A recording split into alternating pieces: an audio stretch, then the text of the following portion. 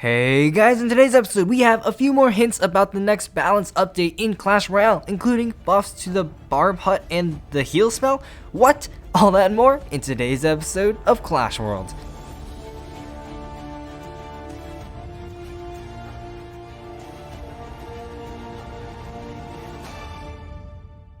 Hey guys, Legendaray here, and welcome back to another episode of Clash Worlds. In this weekly show, we take a look at the most recent announcements from the Clash Royale team, the hottest topics in CR esports, as well as what's going on in the community. Then we'll finish off the episode by breaking down the meta and featuring my off-meta deck of the week. If you're enjoying Clash Worlds, then please leave a like, subscribe, and hit that bell to get notified of every new video that comes out. Also, go check me out on Instagram and Twitter, and if you want to support me with my creator code, that would be greatly appreciated. And without further ado, let's get right into the first section.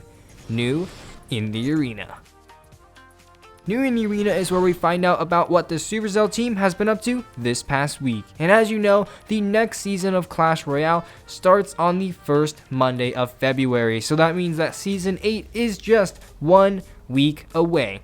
Of course, this means that we're going to be getting a new theme, but of course we don't know much about that just yet. However, we do have some insight on what the February balances may end up being. First things first, it may be an all buff balance update. According to Seth, so far there haven't been many outlier cards. Almost everything is within the expected ranges, and the cards that are above that range aren't urgent or could be benefiting from this meta. If things stay the same, you can expect an all buff sort of balance update. Very interesting indeed. Personally, I'm on board. The meta has been rather decent recently in my opinion, and I don't believe that many cards really need a nerf. Like sure, maybe there's a few cards that are on the good side that I wouldn't mind if it got a nerf, but I think that's really not too pressing of an issue. Anyways, more specifically, we may be seeing balances to two very controversial cards, the heal spell and the barbarian hut.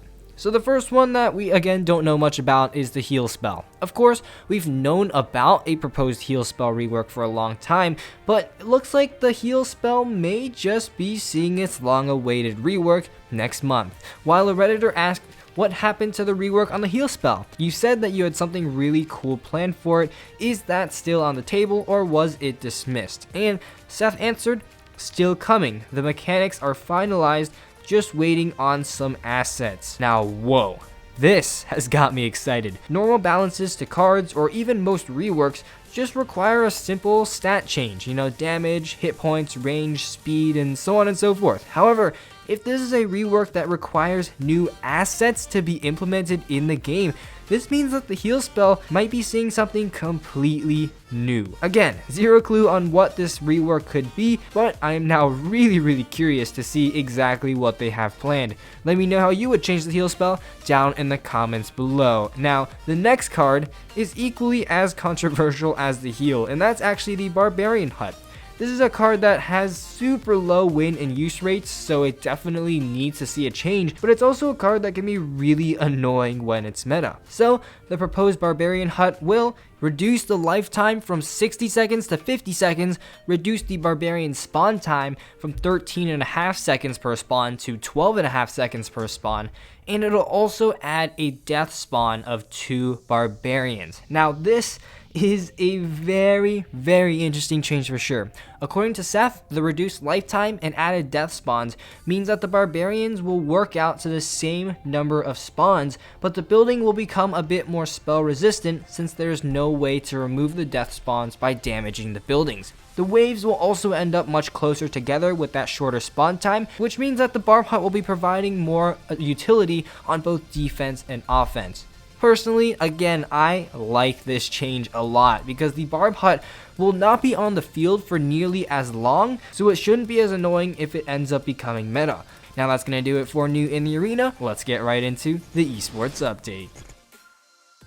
The esports update is a section where we go over recent esports events as well as new and rising pro players. This week we've seen the first of the new released global tournaments end, and while I didn't do so hot, we saw a lot of players step up their game, including KFC Clash, who got 38 wins, as well as an old pro CMQ, who made a brief return to get 31 wins at the end. Other than that, not too much on the esports scene at the moment, so now that we're caught up on the most recent esports news, let's check out the rising rumors.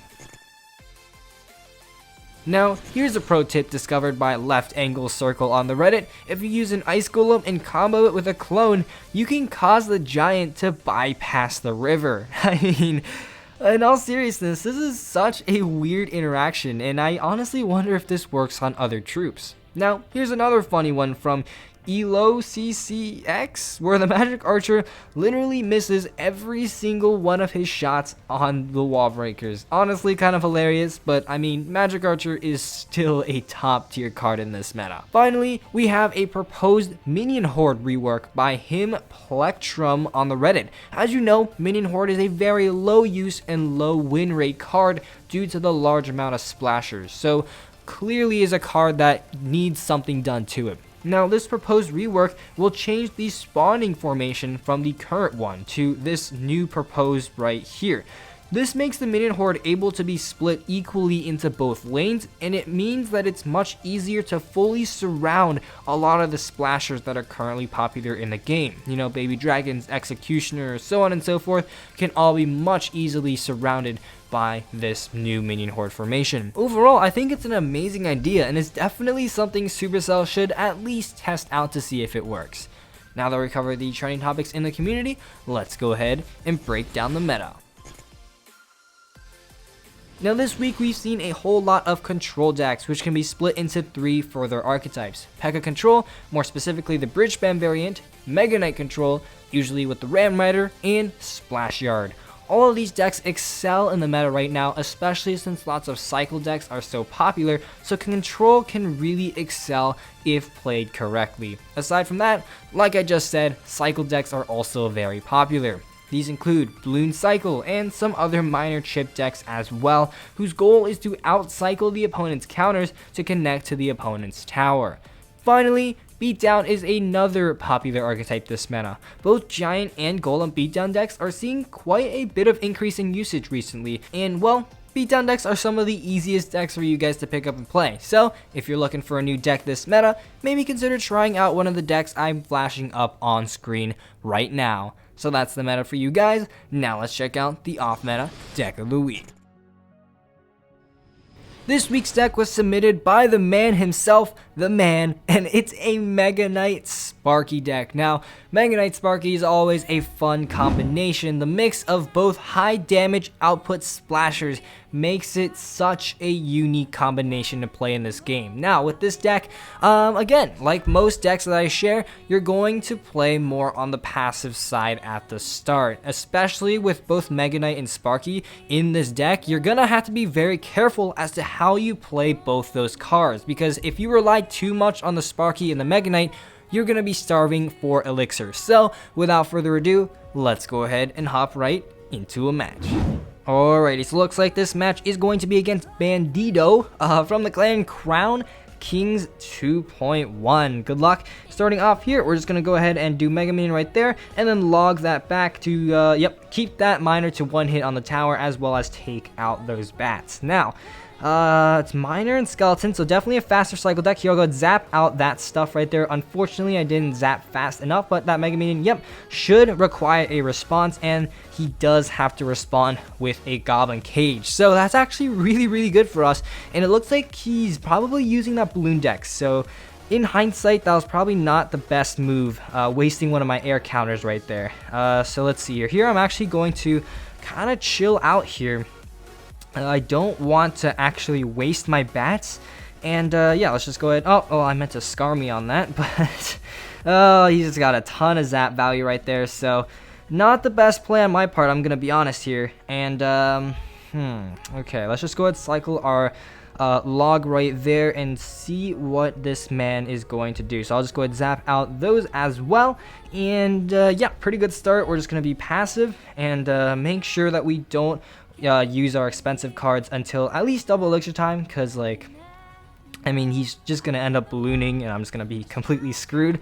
Actually, here in this case, I feel like Sparky is an acceptable option, because, the Goblin Cage is going to die, the Sparky's going to go forward, and pretty much just destroy that stuff right there. I don't know if he has Zap and Cycle. If he does, I'll just Scar me. Nope, looks like he doesn't. And as you can see right there, that Sparky just got so much value. I'm gonna go ahead and bats right here in the back, and then just Mega Knight right at the bridge right there. And yeah, he actually uses his E-Wiz, so he can't just plop it on top of this stuff. And okay, very, very well defended right there. I'll try and scar me right there to keep my stuff alive, but that just gave him a ton of zap value. And oh my gosh, the Sparky actually takes out the E-Wiz right there. Let's go. And yeah, we're just gonna go ahead Mega Minion right there to DPS down that E-Wiz. So maybe he's not running Balloon, not quite sure. But yeah, we're just gonna Sparky in the back right there. Sparky will once again take out that miner, and looks like he's running a Mega Knight deck as well. Definitely very interesting. I'm gonna, you know, plot my Mega Knight down right there, and this is going to be a pretty massive interaction right here. So let's see, we're just gonna go log right there. Hopefully it'll catch the barbarian. No, it doesn't. That kind of sucks. But yeah, there we go. That'll take that out. Let's see here, Mega Minion down as well. Okay, that zap was kind of unnecessary, to be honest. But yeah, let's just go ahead and reload with another Sparky right here. We're gonna go ahead and go Skeleton Army right there, and yeah, there we go. Pretty good, pretty good. And Sparky hopefully will take that stuff all out. There we go. And okay, that's just gonna get our Sparky even more value right there, so I will take it. And yeah, that baby dragon taking out the Goblin Cage. The Goblin Cage will get a ton of value right there. Let's go ahead and Mega Knight opposite lane with our stuff right there. That's gonna force something out. Bats right there. That means he does not have a way to reset our Sparky. Let's go ahead and reset with another Sparky in the back, and as you can see, we're really trying to break through. He's doing very, very well right now. So let's see here. We're gonna have to pull something off here if we're going to have to win this match. So let's see here. Okay, miner right there, just getting some chip damage. We're gonna go ahead and Mega Knight on top of this. Let's go ahead and use our stuff right there as well. Okay, there we go. We got a pretty big push right here. He's gonna have to Mega Knight on something. Let's go ahead and put another Sparky down. Let's go ahead. Oh, we activated King's Tower. Big dumb move on our part. Let's see here. And Sparky. Oh, Sparky almost got a hit onto that. Let's see our Mega Minion right there, but the baby dragon doing work on the tower right there. And okay, we are right back into the game. So let's see here. Let's go ahead and try and Mega Knight onto the miner. Boom, there we go, catching the miner. And okay, let's try and Sparky right here, because obviously it's gonna take out the Goblin Brawler. Let's go ahead and Mega Minion, baby dragon right here. Let's try and log right there, and let's see, bats down. And yeah, we're just gonna have to just spam at the bridge at this point. 25 seconds left. Let's try and okay, he doesn't actually miner on the tower. We have 2 Mega Knights down right there, and look at all this stuff. We're just gonna vomit troops right at the bridge and hope that he does not have elixir to defend. 10 seconds left. Come on, Sparky. Oh, that's Sparky. Sparky finishes off the tower. Let's go. GG, well played. And as you can see, you know, despite us not technically having a win condition, we were still able to manufacture positive trades and push through at the very end. Alright, so there we go. This is the off-meta deck of the week. Definitely a fun deck to play for sure. Now, if you want to submit your own deck to be featured, feel free to leave it in the comment section below. But unfortunately, guys, that's all I've got time for in today's episode. If you enjoyed, please leave a like down below, as well as a subscription to my channel. And as always, this is Legendaray, and I'm signing off. See you guys next time.